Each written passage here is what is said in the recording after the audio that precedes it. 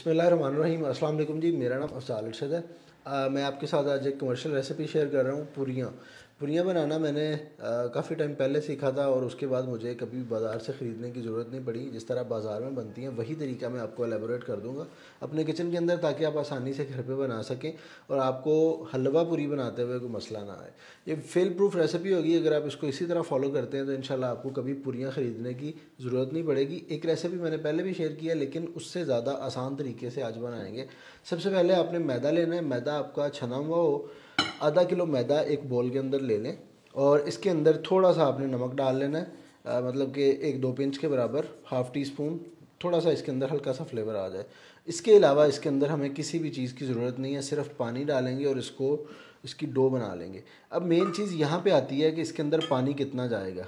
तकरीबन आधा किलो मैदे के अंदर 1.5 कप के करीब पानी चला जाएगा और उस पानी से ये डो जो है नरम बनेगी। सख्त डो नहीं बनानी, हमने इसकी नरम डो बनानी है। जिस तरह हम घर पे आप रोटियां बनाते हैं ना, तो रोटी के लिए नरम आटा बनाया जाता है ताकि रोटी को अच्छी तरह बड़ा करने में आसानी हो। तो उसी तरह इसकी डो है कि इसको अगर आप सख्त रख देंगे तो बाद में इसकी प्रॉपर पूरी नहीं बनेगी और वो अकड़ जाएगी।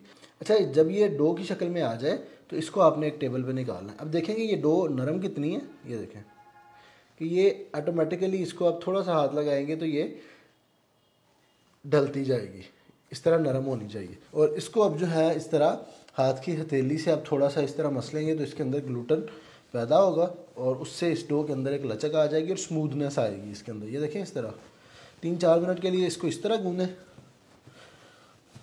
इस तरह इसको लंबा करके इसके हम पेड़े बना लेंगे।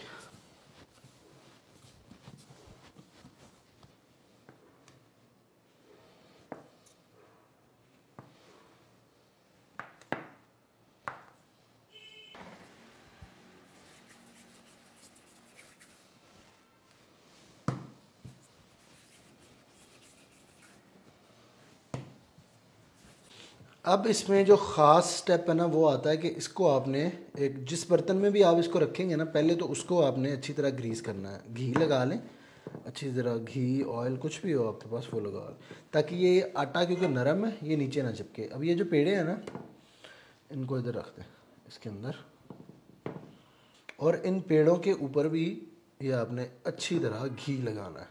ये देखिए, ये घी है मेरे पास। इसको सर्दियाँ तो मैंने इसको थोड़ा सा मेल्ट कर लिया हुआ है, तो ये घी इसके ऊपर जाएगा अच्छी तरह, ज़्यादा क्वांटिटी में। इससे ये जो डो है ना, ये बहुत ज़्यादा नरम होगी। अच्छी पूरियाँ बनाने के लिए ये स्टेप बहुत ज़रूरी है। आपने अक्सर देखा होगा दुकान वाले जो हैं वो, उनके जो पेड़े होते हैं वो घी के अंदर डिप हुए हुए होते हैं, मतलब अच्छी तरह घी लगाया होता है और उनको रेस्ट दिया जाता है उसके अंदर।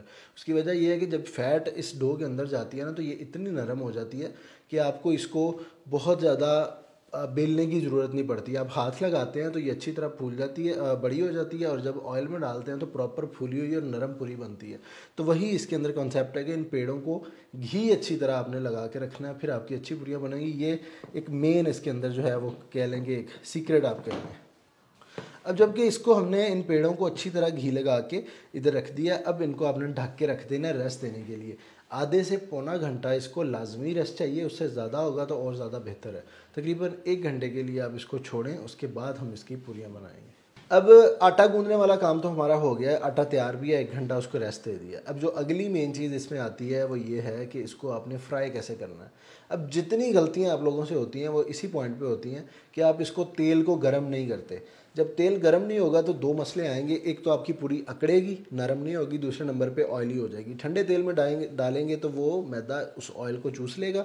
दूसरे नंबर पे अगर प्रॉपरली गर्म नहीं होगा तो आपकी पूरी फूलेगी नहीं, उसी टाइम पे अकड़ जाएगी और मॉइस्चर ख़त्म हो जाएगा और सही तरह वो फूल नहीं पाएगी। इसलिए तेल आपका गर्म होना चाहिए। कितना गर्म होना चाहिए ये देखिए, मैं आपको दिखाता हूँ। ये अभी आपको इधर नज़र आ रहा है 172 पे इसका टेम्परेचर है, 172 डिग्री सेल्सियस पे।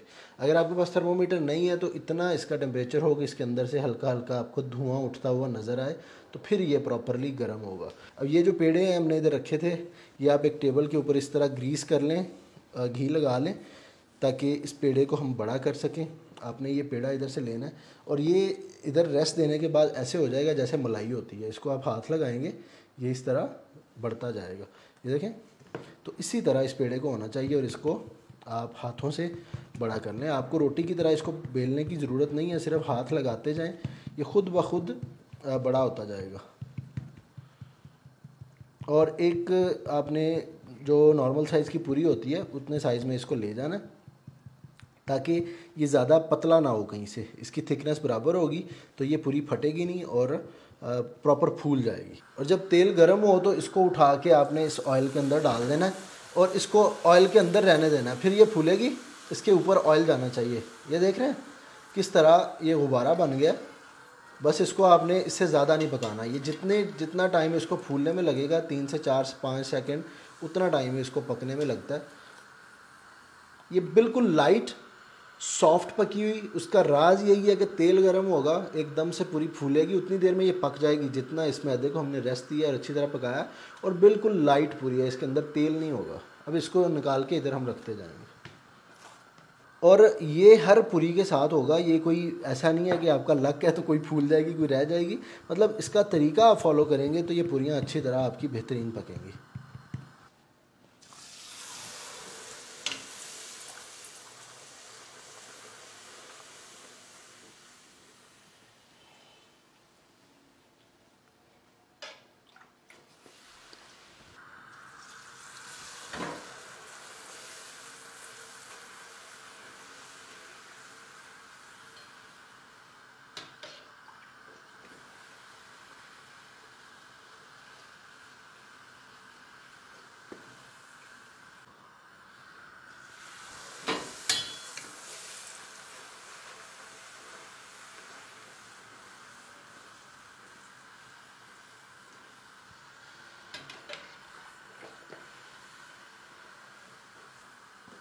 तो जी पूरियाँ हमारी तैयार हैं ज़बरदस्त, और मैं आपको दिखाता हूँ ये कितनी सॉफ्ट हैं। इधर देखें, ये बेहतरीन फूली हुई है। सबसे पहले तो चीज़ नोट करने वाली है कि इसके ऊपर ऑयल कोई नहीं है, ये ड्राई है बिल्कुल।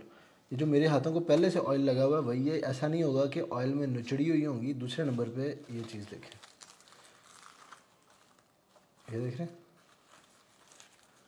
सॉफ्ट पूरी है। इसके अंदर हमने कोई दही कोई चीज़ नहीं डाली, लेकिन फिर भी इसकी सॉफ्टनेस चेक करें। और ये नहीं सिर्फ, ये देखें सारी पूरियाँ आपको इसी तरह मिलेंगी। ये देखें,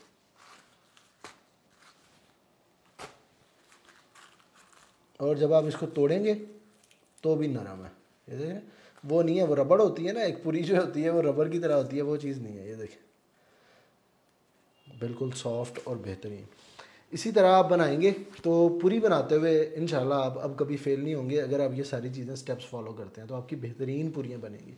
तो आपसे ज़रूर मुलाकात होगी, इन पूरियों को ज़रूर एंजॉय कीजिएगा। आपके साथ आगे इसकी जो आलू की सब्ज़ी बनती है इसके साथ वो भी ज़रूर शेयर करेंगे। तब तक बहुत सारा अपना ख्याल रखिए। अल्लाह हाफ़िज़।